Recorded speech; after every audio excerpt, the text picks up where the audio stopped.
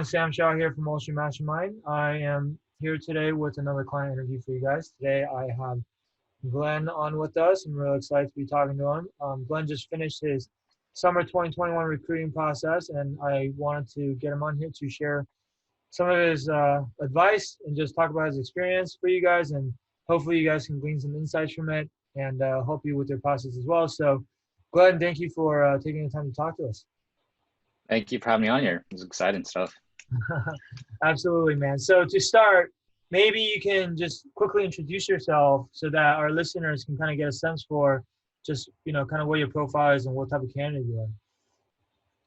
Sure. So my name is Glen. I go to Amherst College, so small liberal arts college in Massachusetts, and I'm majoring in economics there. And pretty much knew I wanted to do banking by the end of my freshman year, and went on this Amherst finance track my sophomore year as well. So I was pretty kind of invested in going to the industry. I guess a bit earlier than some of my other peers. So I always knew I wanted to do it, which was a good thing for me.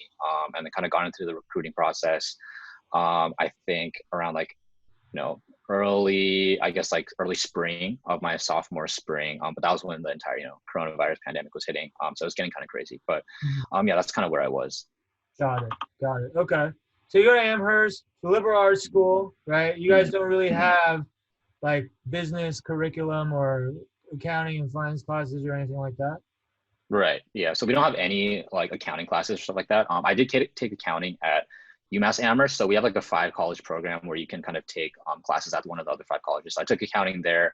Yeah, we don't really have any business finance courses, but we do have like a business and finance kind of career program led by the program director, Stephanie Hoffman. And she used to be an investment banker at BNP Paribas, and she's really helpful. She's actually the one that led like the finance track program I went on sophomore fall.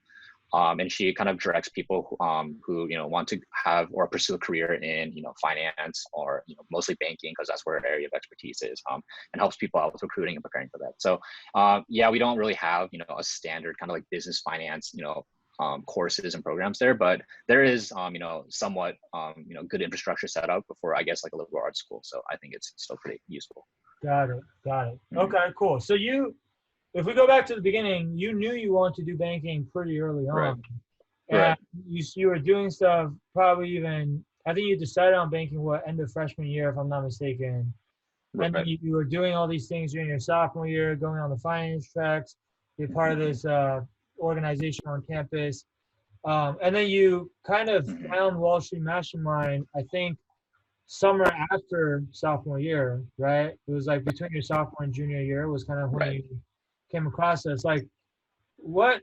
Right. I remember like going back to our original conversation, I think you were pretty frustrated at the time when you came to us, but like, what was the situation for you back then? Like, how was recruiting going for you? Yeah. I think first it was really fun. I remember the first time I ever spoke to you, I couldn't answer like a basic depreciation flowing question. So that's pretty funny. But I mean, I think the biggest frustration I had at the time was basically, I was in the search for kind of sophomore banking internships, which is, much harder than junior banking internships, in my opinion. There's just, less seats to fill. And so I was just kind of trying to find something for my sophomore summer in the field. And I had a really tough time doing that. And kind of realized that if it was that hard for me to find a sophomore banking internship, I was eventually able to secure a sophomore position after joining, but it was just kind of really frustrating to see that if I can't really secure something in the industry in my sophomore summer, how am I supposed to expect to advance my junior summer, right? So that was kind of one of the main reasons why I wanted to reach out. I figured that there probably was some things I was doing wrong. I think like I had some friends doing banking and they all told me like, yeah, I knew what to study, right? You have to study technicals, you have to like prepare how you're going to answer behavior, stuff like that. So even though I knew what to study, I felt like, the way I was going about it was probably wrong. And then also my applications, right? There's probably something wrong fundamentally with the way I approached like applying, just because, I applied to all these like software programs for my, sophomore summer. I think like the beginning of my sophomore, year, and I didn't hear back from like most of them. Granted that, there are a lot less seats available for sophomore summer positions, just because most of them are like diversity programs, stuff like that. So if you can't qualify, you can't really apply. But yeah, it was getting pretty frustrating. So kind of wanted, an outside perspective to tell me, what I'm doing wrong. Cause, a lot of the times if you're kind of going about your own methods and you kind of get really tunnel vision on what you're doing. So I thought I needed someone to step in and tell me what I'm doing wrong. So that's kind of why I came across you. Got it. Got it. That makes sense. Yeah, I remember. I went back and looked at kind of some of the notes from our first conversation. I think you had applied to like, you had submitted like maybe 40, 50 applications or something, and it's just like Right. getting either no responses or automated responses, and Right. I could see how that could be really frustrating, right? So yeah. So you came to us early summer sophomore year. You didn't have anything lined up yet for that summer. Then you came into the program. Right. And by the way, I think you make a really good point, which is like, I think a lot of people, when they get stuck on something, or they're doing something and it's just not working, sometimes we're really stubborn and we're like, well, I'm just gonna keep doing it, or I'm just gonna keep trying. Yeah. And if I just keep doing it, then if I just work a little bit harder, or if I just don't give up, then eventually it'll work out, right? Like a lot of us are, especially us high achievers, or we've been good students our entire lives, we've gotten to good schools. Like we're kind of conditioned to think like, hey, we'll just figure it out, right? Or like, like instead of asking for help. But like you said, it's easy to get tunnel vision, because the reason we're making those mistakes in the first place is because there's something that we're not seeing, right? And if we're not seeing it, then it's hard to fix what you can't see, right? But all it takes is for like a third party to like look at the situation objectively and point out like, hey, well, you should do this and this and this, and you're like, oh, well, yeah, duh, that was easy, right? So I think like having that type of self-awareness and not letting your ego get in the way of saying like, hey, maybe I should get some help. And that's huge. Like sometimes that's literally the thing that separates like the people who win from the people who lose, right? Absolutely. So then you came into the program. What, you say you did eventually get something for your sophomore internship. Like, talk to us about like kind of what you did in the program and what did you find to be helpful, or like how did it actually change things for you? Like why is it different than what you were doing before on your own? Sure. I think, I mean, first and foremost, like the basic stuff the program gives you, right? I think, it was useful just to have an infrastructure of what to study in order. Obviously these are things you can do yourselves, but it makes it a lot easier for you, right? Knowing like, okay, these are exactly the things I need to know, and these are the things I just study in, this order. So I think that first of all made it, easier and also just more efficient, in terms of, cracking down on the technicals, the behavioral. So that was useful, first and foremost. But once I got all of that out of the way, there's also just like the art of kind of applying to the corporate world, right? And I think the biggest thing that helped me was, not only was it from the modules I learned this, but also just like talking with kind of like you and Adele. The biggest thing is that I learned whenever you go to like whenever you apply to like a big corporate company and you go to apply on their website, that website is just like, I just think of it as like an illusion now. Like it doesn't exist. So like 90 times, like I feel like just 90 times out of 100, you apply to a website, you don't do anything else. It doesn't exist. Like you're not gonna hear back. So the main way to apply is to cold call these bankers, cold email them, and you have to get on the phone with them, and that's how your application comes to life. So I just kind of, that's the biggest thing I learned, I think, just in terms of applying to jobs, is that all these corporate websites, you apply to them, your application is, I feel like, still like a dead body, and in order to like bring that dead body alive, you have to call at least like 10 living, breathing people, and get them to know you, and that's the way that your application gets through. And I think that's like the biggest thing you learn, because like people always tell you to network, right? But that can kind of just go in through one year and go out through the other. And I always knew I had to network too, but I was kind of just like, oh, I'll keep in touch with this one guy from JP Morgan that I talked to in January. Like that's not networking. So once May, June came around, I was cold emailing probably like 100 bankers, like every 3 days, trying to see like what the response rate was. And I would try to get on, the phone with as many as I could. I think I still have a calendar right now. It's like filled with like timelines of all these like banking calls. So I think that's definitely the biggest thing I learned. It's just like, you have to, like, that's how you apply to jobs. It's not, you don't apply online, you apply through cold emailing and then getting on the phone with them. That's your real application. I think that was the biggest thing I learned. Other than that, I think also with the, what was super helpful for me was, I think this is actually probably the biggest thing, was just having you and Adele on site. And I think that was kind of one of the most valuable things, right? There are actually so many things, or like I think 9% of the questions I had, I probably could not search up on Google, right? Like I'm given a case study for an interview, like, Adele and you were there to like actually help me and walk me through like real time. I kind of felt like I was screwed because I had like 24 hours, 48 hours, but you guys were there real time to kind of help me, give me advice. I think that's the biggest thing. That's just something, you can't find on Google, or like, it's just having like a live tutor or mentor, just like side by side with you, is really helpful, right? So I think those are probably like the biggest things for me. Got it. Okay, so a lot of good stuff there, but one of the first things you talked about is really on the networking side. Everybody knows you have to network for investment banking. Well, we've all heard of this concept of networking, but a lot of times, because we've never done it before, we don't know the extent to which we actually have to network. Like I think initially, before you came into this program, I think I asked you about your networking efforts up to that point, and I think you basically said, "Oh yeah, I went on this finance track. I met like 15 alumni. I was one of 12 people on the track, and I talked to them then, and then like they probably don't even remember who I am anymore, right?" Yeah, pretty much. And that was your idea of networking back then, versus like you said, coming into the program and then learning our methodology and our system of how you should really network, and it's really a methodical step-by-step process. Right. And going from that to having, gosh, I don't know how many conversations you ended up having. You definitely reached out to, like you said, hundreds of people, and you probably had conversations with a fraction of those, right? Right. Yeah. Probably every single interview you did end up getting were with firms that you had actually networked with, right? I dare to guess that that's probably the case. Pretty much. And so that made a huge difference in terms of, okay, going from no responses, automated rejection emails, to actually being able to get interviews. And then, like you said, then on the interview side of things, even like you're constantly going to have questions that come up, right? Or it's actually hard to anticipate like just what questions you will have exactly until you have the question. Right. But one thing we do know is that you're definitely going to have questions along the way. And it's fun. I thought it was funny that you mentioned like, what did you just say? You said like 90% of the things, 90% of the questions that I had were things that you couldn't search up on Google. Right. I actually thought that was very interesting because I think one of the biggest arguments that people have against doing something like Wall Street Mastermind is like, well, isn't everything already on Google?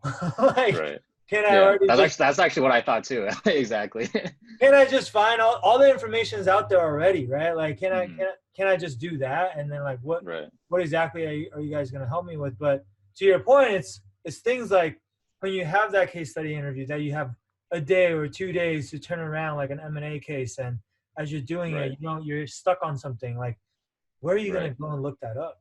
You probably, you can't, right? But with us, we're a message away, right? You message us. Exactly. Hey, like I'm stuck here, or hey, can you look at this? Like, what am I doing wrong? And then we can just point it out. And you can, to your point, it's about efficiency, right? Yeah. And not even efficiency. Some of these things is like, even if you spend all the time in the world, you might not be able to solve it on your own. Because if you're stuck, then you're stuck. Right? It's not like, oh, let me just try a little bit harder. Or like, hey, I don't know if my behavioral answer is actually good or not. Let me spend more time on it. Right. Well, after you spend more time on it, you're still not sure if it's good, right? Because like, and Google is not going to tell you if your behavioral answer is good, right? For example. And so I think like people need to, and I've seen advice like that floating around the internet. So like, you have to be careful who you get your advice from. Like there are people that say, oh yeah, like you can get everything on Google. Well, if that were really the case, then everyone would already have this job. Right. Probably. Because everyone has Google. Like everyone knows how to Google things, right? It's like we all know how difficult banking is, and at the end of the day, it's a competitive process. So it's like, how do you get a leg up on the other people? That's the question. Right. Exactly. Were you about to say something? I think I kind of cut you off. Sorry. Oh no, yeah, I mean, just about the point of Googling stuff up. I was just gonna say that most of my problems were like so nuanced, like situation or like scenario based, which is why like it made it relevant that Google was not that helpful. I mean, you can definitely search things up here and there, but when you're given a certain case study or like a certain question that's so specific to like your scenario, like sometimes there isn't like an apple to apple comparison on like the answer you're looking for. So that's Yeah. why, Or like, hey, this banker just responded to my email and said this. Mhm. What should I say in response? Exactly. Like, we get Exactly. questions like that all the time, and it's like, Right. who are you gonna go ask when that happens, right? Right. So that all makes sense, man. So I mean, you joined in what, like June? I think it was June, Hmm. right, over the Hmm. summer. And Right. then how long was the rest of the recruiting process for you? Like, when did you Um, finally wrap up the process? sure. I pretty much finally wrapped up probably last month. I'd say like early October is when I started getting multiple offers. I think like the first week of October, actually when I was in quarantine in Korea is when I got all my offers. So Okay, yeah, pretty much around that time. got it. So about 4 months, basically, within about three Yeah, to 4 months. yeah, 4 months of pain, but it was Uh, worth it in the end. yeah, for sure. What were what would you say, like, what was the toughest part about that process that, maybe coming in Mhm. you would have never expected, but now in hindsight, you're like, wow, that was like really difficult, but obviously you overcame it. But like, what would you say was the hardest part Right. of this process that people should look out for? Um, Honestly, I think the hardest part is just like the mental game. I actually, you know, I knock on wood, but I actually didn't really think, I didn't think any of the stuff you have to learn is that difficult, right? Finance, like at its core, is not really rocket science. I feel like anyone who's really committed and, probably, wants to really try can, learn how to walk through DCF or like learn accounting in like maybe a couple weeks or a month, right? It's not that hard. I think the Right. hardest part is that, when you're doing the same thing for 4 months and you're not getting the results you want, it's like super mentally draining. I Mm. remember like around August or September, I was like getting super drained mentally. I was even like wondering, all right, am I just gonna end up like, working somewhere else, or like, am I still gonna do banking, or like, am I even gonna be employed next summer? Like, there's a pandemic going on. I didn't even know what's gonna happen, right? But then like once I actually got the interviews, like to be honest, I think the hardest part was getting the interviews, right? Like once I got the interviews, like the interviews were pretty fine for me. Like, they were honestly pretty smooth sailing. It just felt very natural. I knew what like all the technicals I knew what to say. And I just treated them all like conversations with all these bankers. And like honestly, some of them I even had fun with them, which was like kind of weird to think about. But Yeah. so I think like the biggest, like the hardest part was just, staying mentally stable until you get the interviews. But then, once kind of the interviews start coming in, you just do what you got to do. And then, the good results kind of finally come out. So definitely it's like a mental game, I think mostly. Mental game as in like, just like having faith that it'll work out. But in terms of like, the prep, the knowledge, as long as you put in the work in, I honestly don't think it's too difficult. Yeah. So yeah, I think that was the hardest thing. But thankfully I hung in there and it's all worth it now. So it was good. Yeah. Any advice on, like, so I agree with you. A big part of Mm-hmm. it is mental. It's like having that mental toughness, right? Mm-hmm. And having Right. that resiliency. Mm-hmm.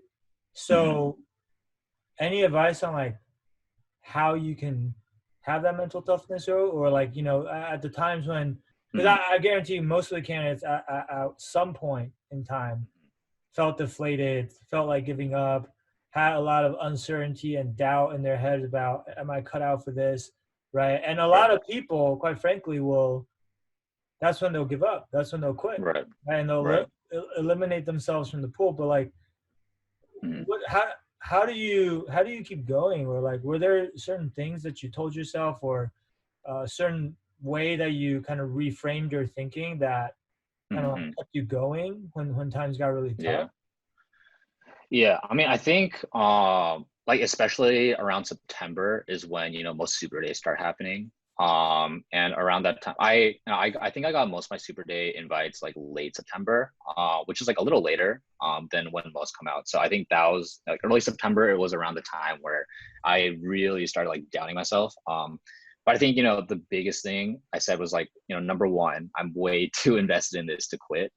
It's like when you like, you're already like 80-90% of the way there. You don't want to waste that 80-90%. You spend all that gas, like, why give up now? So that's one thing. And then also the second thing, I guess, I knew that I kind of had confidence that as long as I like got the interview, this is kind of like the way I thought about it. The way I thought about it was that it really sucks if you don't get the interview, because that's really not in your control, right? So like whether you do or don't get an interview is kind of like a coin flip, honestly.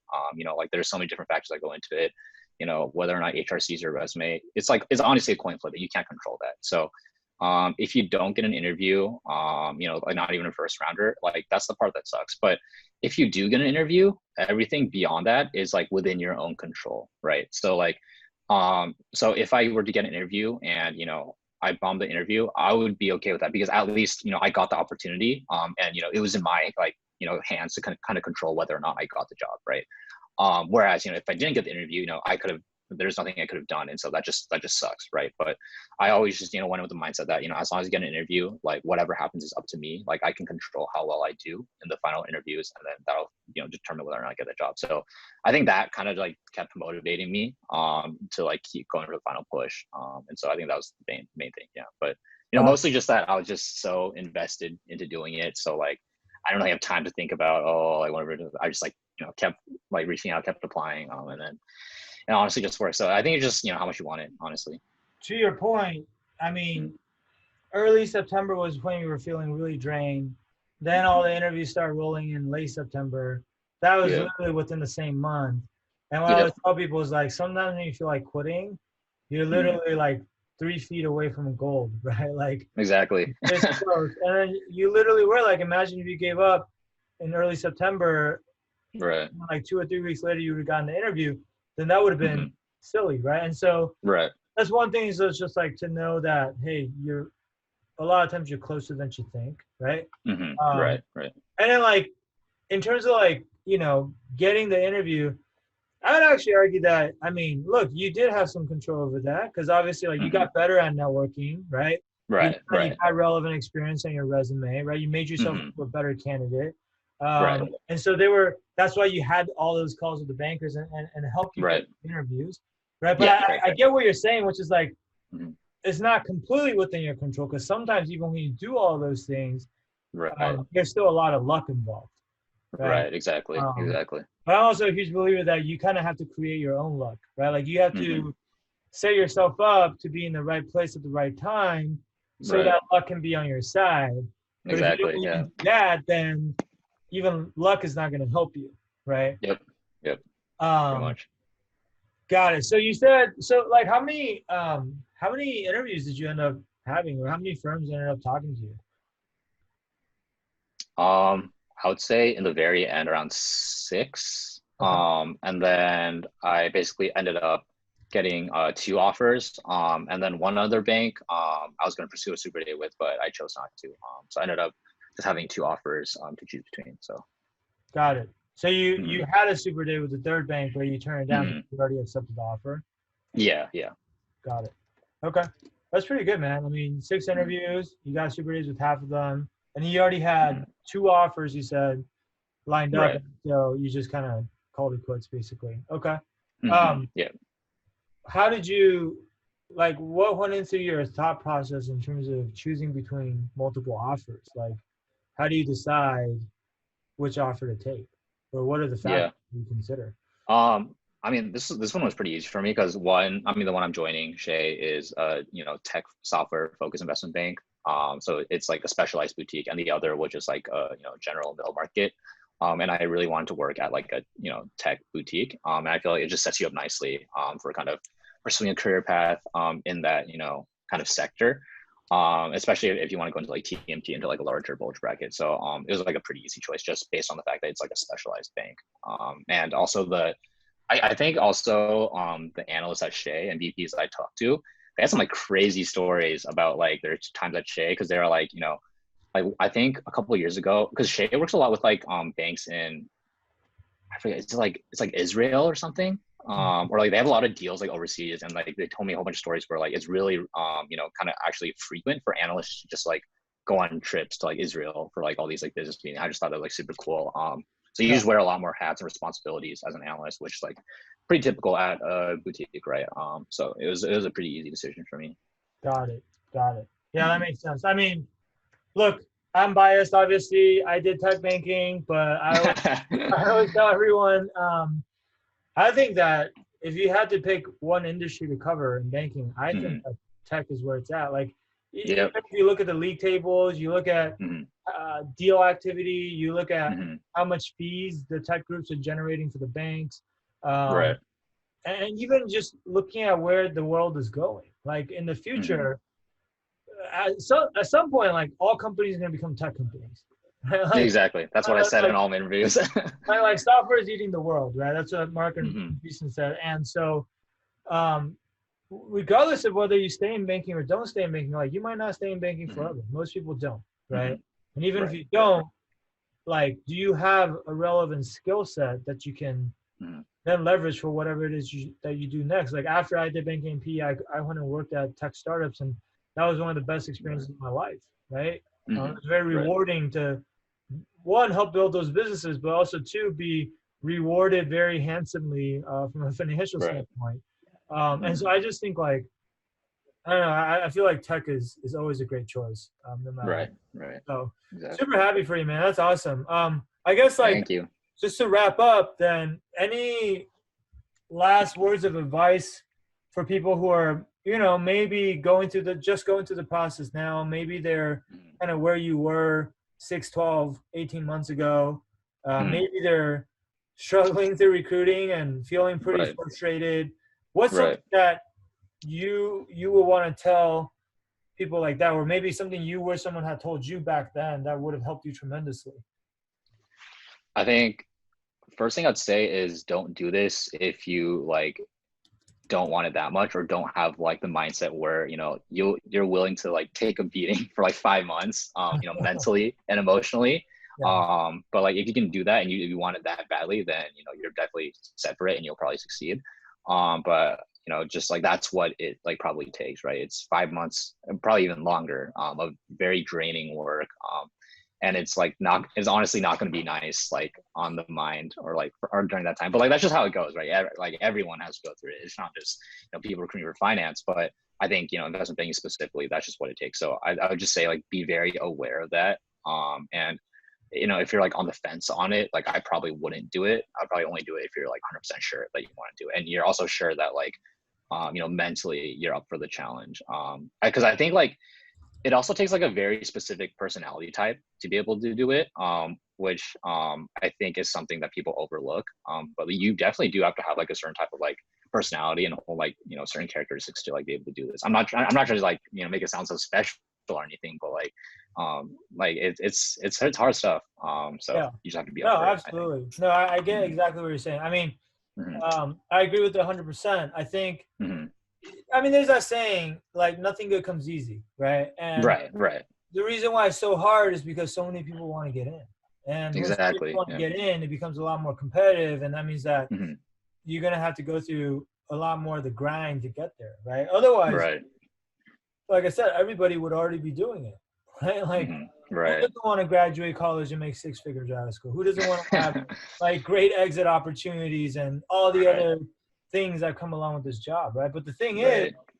I always tell people this too, like, because we talk to a lot of students. Like sometimes people are like we'll ask them like, hey, on a scale of 1 to 10, Hmm. how important is it for you to get into banking? And they'll say something like 6 or 7, and then I'll tell them like, well, look, if it's 6 or 7, like honestly, you probably should just go do something else, because what's going Right. to happen is you're going to put in a lot of time and effort and energy into Hmm. this, Hmm. and it's going to get hard somewhere along the Right. way. You're going to have to Right.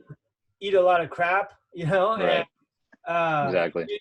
you're just like most people that I see, if they're not super committed to this or they don't want this that badly, they'll just give up, right? Right. Then at that point, it's like you went through all that pain for nothing, and you Hmm. spent all that time and energy and effort for nothing. Like, why not just go do something else, right? But like Yeah. Yeah. to go for something this hard, you have to really do some introspection and think about like, Hmm. why do I want to do this?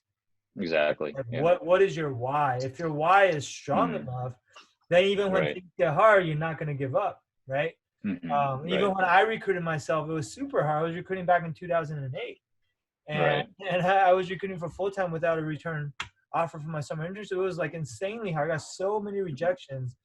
Mhm. But it was kind of like you, where I was like, I come too far. I'm too invested. I can't quit. Right. This is why this Right. is important to me. And I knew my Mhm. whys, and that kept me Mhm. going, right? Until I found, Right. and then I got in, and then like the rest is Yeah. history, right? Right. Right. So I think that's great advice, man. But Mhm.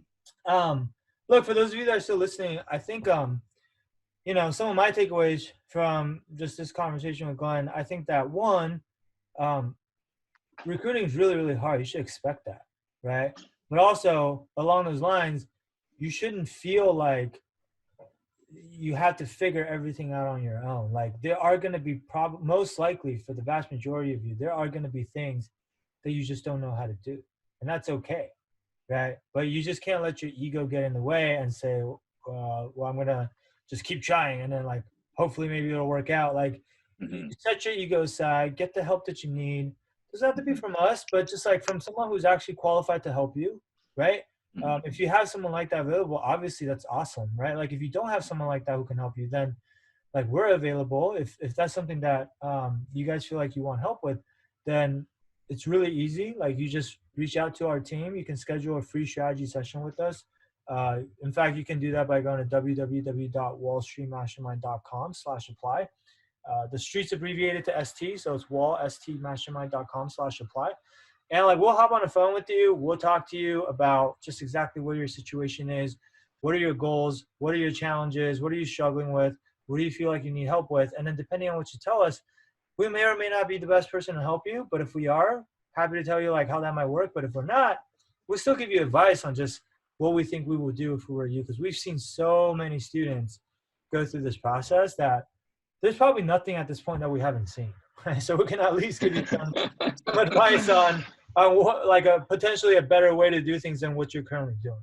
Right. So if that's something that you guys are interested in, again, I want to encourage you guys to book a call with us. But otherwise, best of luck to everyone with the recruiting process. And Glenn, I want to thank you for taking the time to come on here and talk to us today. No Obviously, problem. super excited for you. Mhm. Best of luck, Ashay, over the summer. And hey, keep us posted on how everything goes. And also, obviously, if you ever have questions about anything else, you know how to find us. Sir, thank you so much, Sam. Yeah, absolutely, man. It was a pleasure. All right, guys, that'll be it for this episode, and we'll be back with more of these for you guys in the future. All right, thanks for tuning in, and talk to you later.